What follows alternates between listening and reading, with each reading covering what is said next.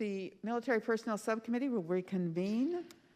I think our next colleague who was going to testify, to ask questions, was going to be Ms. Jacobs, but I don't see her here yet.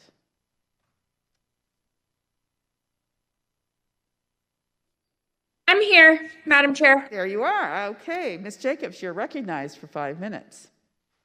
Well, thank you so much, Madam Chair. So I'd like to ask a question to the DOD IG first, and that is that despite sustained attention on the issue of sexual assault in the military by both Congress and the DOD, reports have continued to rise over the past decade. The Fort Hood Independent Review Committee report issued in November of 2020 found that implementation of sexual assault prevention response efforts at the installation was ineffective, and that the Army's sexual harassment assault response and prevention program is structurally flawed. Why are current efforts to prevent and respond to sexual assault in the military falling short, and how can DOD take a more effective approach? In particular, how can the DOD IG and the services work better together and increase interoperability to combat this issue? Representative Jacob, thank you for that question. I would say first, if you look at the work that we've done, particularly recently, you'll see that we have done a pretty good body of work here looking at sexual response results, sexual assault responses at the military academy, the service academies. We presently have ongoing work dealing with the special victims council. So this is an important issue for us. And then to amplify that, in the last NDAA, we were instructed to form a deputy IG position whose responsibility would be overseeing, among other things, the DOD's implementation of diversity and inclusion, which I've taken to include these issues that you raised, which have to do with sexual harassment, sexual assault. These are very important because they do serve as an impediment for morale, for recruitment. I just can't imagine the message it sends to mothers and fathers when they send their children, their teenagers to serve. And so this is something absolutely we're taking seriously. And with this new position that we've been given through the Congress, we'll be, I think, expanding that work. And one of the mandates of Section 554 that you gave us was closer coordination with the Department of Defense, but also with the service IGs. Well, thank you, and thank you for acknowledging. I hear from many military parents in my district about how fearful they are to be sending their young children, teenagers into the armed services, especially their daughters. A follow-up question: are service members that are assigned to a service IGs ever rotated out in the middle of an investigation, since we know that was a problem that was found at Fort Hood with the Army CID? And I was wondering if the same problem happens with other service IGs. Now, thanks for the question. For us, the importance aspect is that we use the database, the IG database. So that means every case that is worked is in the system. So as that system is updated, they take that information, and even if an IG rotates, it's referred back and checked onto the others. Also, I have ultimate oversight on each one of those cases.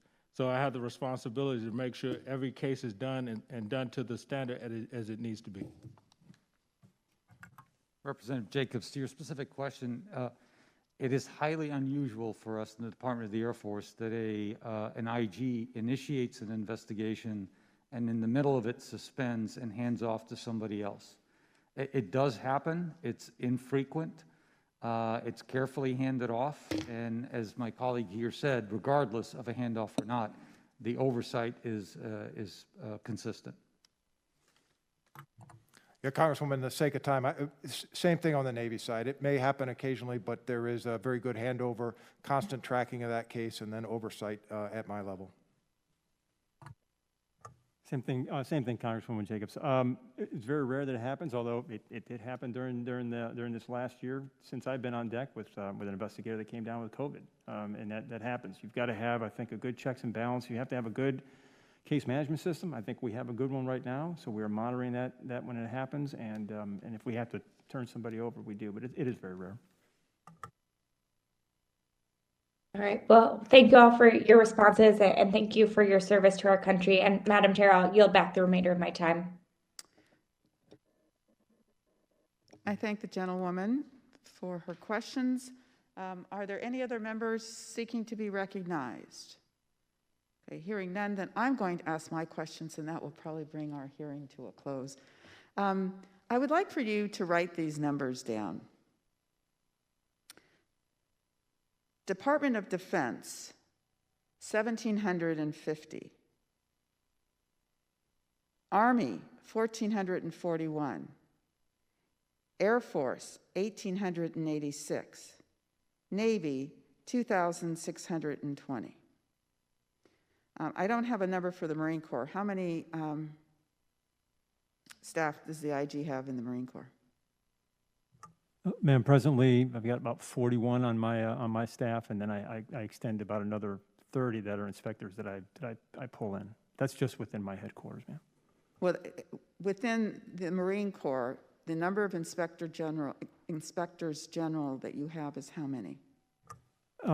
Total, including our SIGs, I'll say it's probably somewhere in the 200 to 300 level, ma'am. But I'd have to get back to you on the Would you exact number. please get back to us? Yes, ma'am. Okay, what is, and let's talk about the caseload. How many contacts do each of you receive? Department of Defense? Yeah, as I said in my opening statement, I think last year we, on our hotline, received 16,000 contacts, Okay. approximately. Army? I think in our assistance area is about between 55 and 60,000 assistance cases. 55 and 60. What do you mean by assistance cases? So those are cases where personnel ask for information, and we consider those as contacts also. Well, how many are complaints that are being filed? The average complaints is about 7,000 cases, ma'am. 7,000. Yes, Reverend Spear. Air Force? Chairman, over the last 3 years, we averaged 11,103 Per year or? per year assistance requests from the IG. Navy? Yes, last year it was about 6,600 contacts or cases. Marine Corps? Last year was just over 2,000. I'd say half of those were assistance cases. So maybe half of those were contacts or complaints. So 1,000. Yes, ma'am. All right. What this suggests to me is that the DOD IG is woefully understaffed. And in fact, when you have the Air Force and the Navy with more staff than the DOD Inspector General, I would suggest we have a problem. So I guess my first question is to you. What do you believe is the appropriate number for the Department of Defense? Mr. O'Donnell? Yes, thank you, Madam Chairwoman. That's a difficult question in part because it's when do we need them, how can we get them, and bring them in. Do we need more? Absolutely. We need more because of the amount of mandatory work that we're doing required by Congress, which accounts for about 50% of our work. And then there's the discretionary work that we do, which diminishes. And then also there's the work that comes from requests from the Hill. So difficult for me to quantify. Happy to discuss this more. I know that we are currently looking to expand our workforce so that we can deal with Section 554, continue to do the work on the CARES Act. But yes, I absolutely agree. We could use more resources. We could use more manpower. All right. So Inspector General O'Donnell, would you provide to the committee some working number that we can look at as part of the NDAA? Because these numbers are all out of whack, the way I look at them. The largest number is the Navy, and they have, next to the Marine Corps, the lowest number of complaints that are filed. I noticed that the Air Force has 740 civilians and the Navy has 740 civilians. I presume those civilians work within that office for long periods of time. What is the average length of time that a civilian works within each of your offices? Lieutenant General Said? Chairwoman, I don't know the exact number, certainly much longer than our military members that rotate at a continuing cycle, but we'll get back to committee with the average duration. It's pretty extensive. They tend to stay for a while, become subject matter experts, and provide continuity. Right, it makes sense. I mean, It does. Ma'am, can I just offer one thing? yes.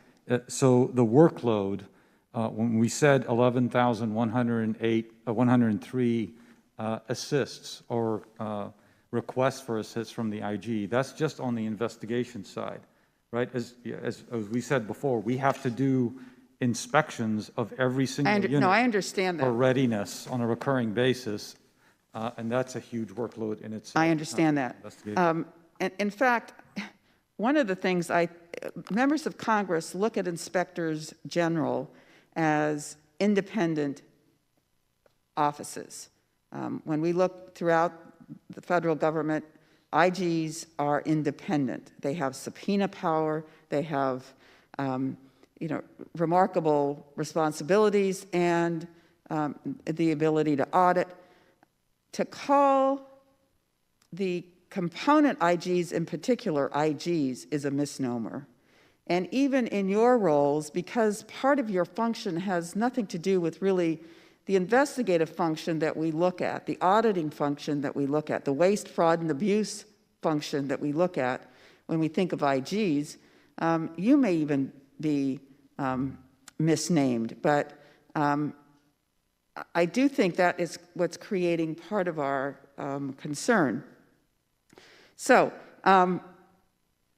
where did we leave off? You were giving me, I think, Lieutenant General Said, you were telling me that you were going to get back to me on the average length of time for those who are civilians. And Admiral Snyder?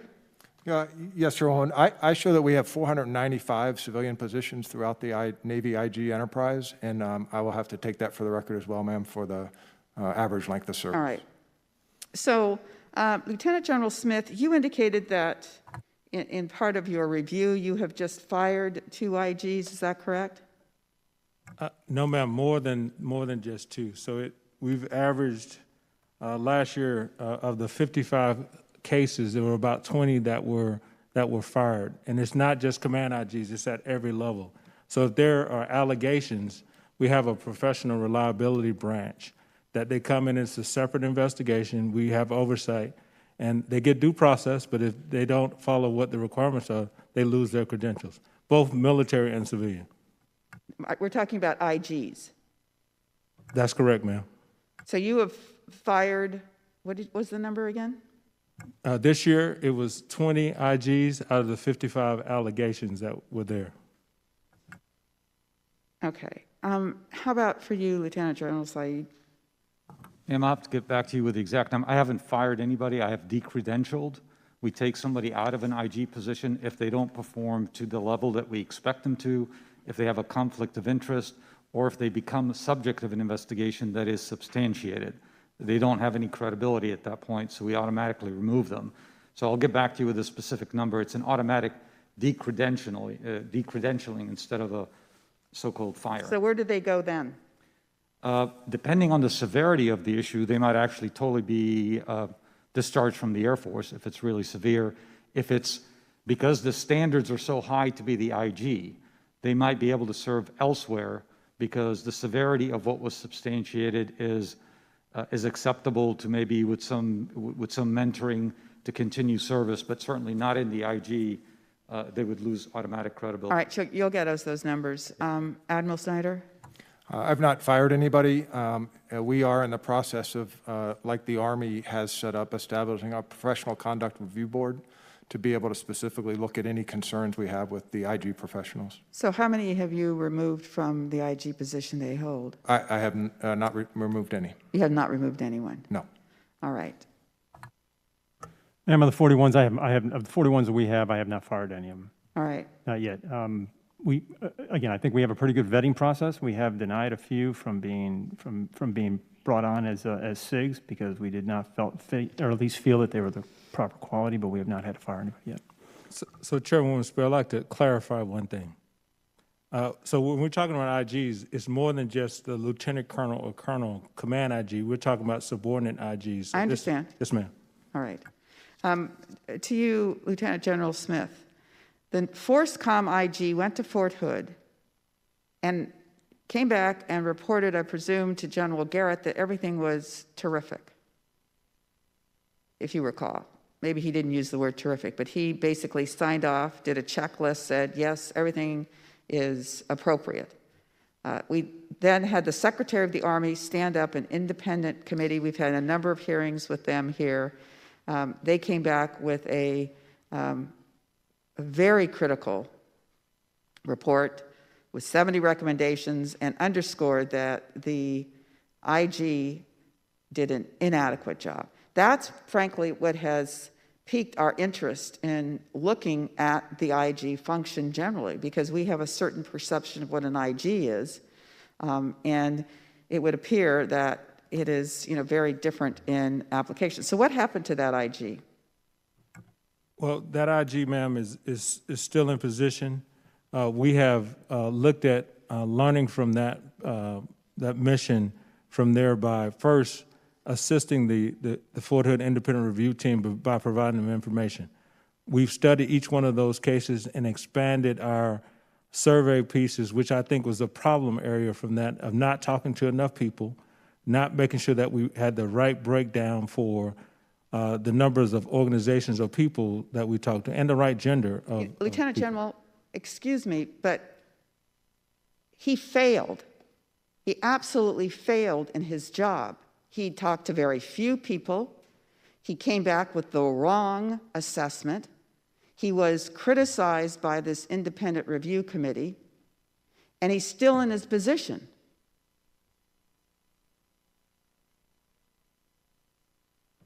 Chairman Spear, I think the key thing is that we are a learning organization, and there's areas that we can improve in that organization. I have spent time with that IG and others to make sure that we've done better.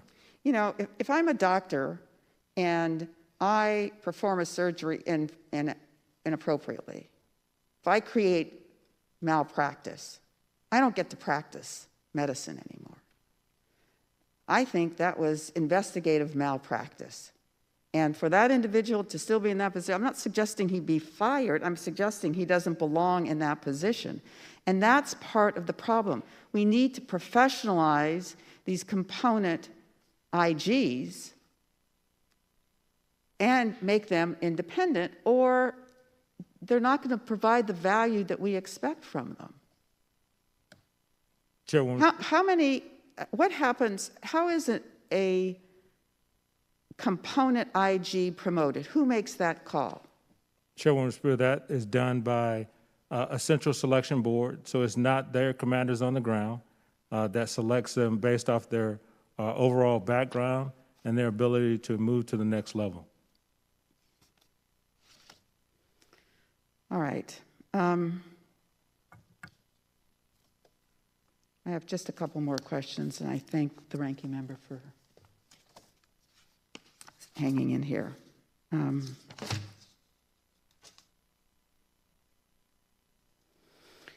How are each of these component IGs selected? So, Chairwoman Spear, I select each one. We review with their background, with their previous OERs, and there's a interview process. After they are selected, they go through that 3-week extensive school, and we have periodically check-ins with them to make sure that they're executing their tasks as standard. And they serve in that capacity, did you say for 4 years? It's up to 4 years. Could be as little as 2? It could be as little as 2, but it varies based off the time. But the key aspect. Have you considered hiring any civilians like the Navy and Air Force does? We do. Many of the deputies in the command component, as in Forces Command, have deputies or civilians that also work on the teams, and there are civilian But they're IGs. not IGs. They are IGs. And they So how support many IGs do you have that are civilians? 427, ma'am. You have 427 IGs that are permanent, That are civilian IGs, that's that are correct. civilian IGs. Right. It's in the documents that we provided, I think, to your Okay, I earlier guess in the week. I guess we missed that. All right. General Said? Chairman Spear, so Central Assignment Board is typical in the Air Force. So our IGs are selected through that process. There are specific standards and specific insight into the type of person we're assigning into that position. So we're pretty selective of who ends up in the IG positions. We, for the civilian IGs, they go through the civilian hiring process, so they have to meet certain standards in order to be qualified and eligible. Selection panel is then convened many times. Someone from my staff, this is at the command level, but someone from my staff oftentimes will sit on that selection panel.